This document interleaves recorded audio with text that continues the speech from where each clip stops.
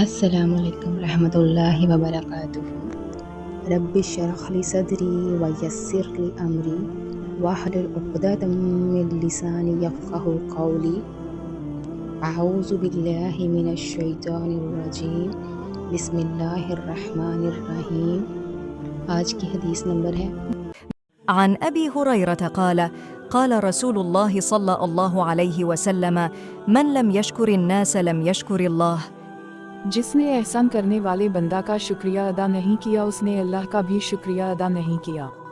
یہ حدیث حضرت ابو ہریرہ رضی اللہ عنہ سے مروی ہے، جنہوں نے کہا کہ رسول اللہ صلی اللہ علیہ وسلم نے فرمایا، جس نے لوگوں کا شکریہ ادا نہیں کیا اس نے اللہ کا بھی شکریہ ادا نہیں کیا۔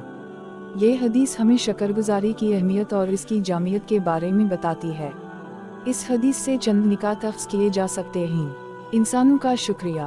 حدیث میں واضح کیا گیا ہے کہ جو شخص لوگوں کا شکریہ ادا نہیں کرتا وہ حقیقت میں اللہ کا بھی شکر ادا نہیں کرتا۔ اس سے مراد یہ ہے کہ ہمیں ہر اس شخص کا شکریہ ادا کرنا چاہیے جو ہمارے ساتھ نیکی کرتا ہے یا ہمیں فائدہ پہنچاتا ہے۔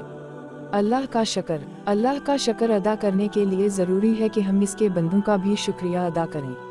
اگر ہم لوگوں کی نیکیوں کا اعتراف اور ان کی قدردانی نہیں کریں گے تو ہم اللہ کی نعمتوں کا بھی صحیح طور پر شکر ادا نہیں کر پائیں گے۔ شکرگزاری کا جذبہ۔ شکرگزاری ایک ایسا جذبہ ہے جو ہمیں تواضع، عاجزی اور اللہ کی نعمتوں کی قدر کرنے کی ترغیب دیتا ہے۔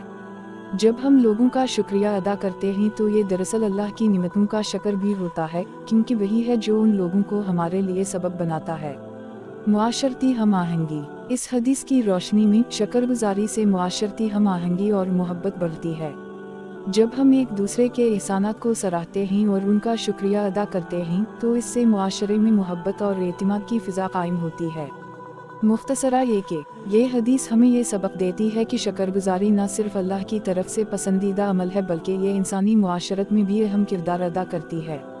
اس لیے ہمیں اللہ کی نعمتوں کے ساتھ ساتھ انسانوں کے احسانات کا بھی شکر گزار ہونا چاہیے۔ تو آئے اور میرے پیچھے دہرائے۔ عن أبي هريرة قال قال رسول الله صلى الله عليه وسلم من لم يشكر الناس لم يشكر الله۔ عن أبي هريرة قال قال رسول الله صلى الله عليه وسلم من لم يشكر الناس لم يشكر الله۔ جس نے احسان کرنے والے بندہ کا شکریہ ادا نہیں کیا اس نے اللہ کا بھی شکریہ ادا نہیں کیا۔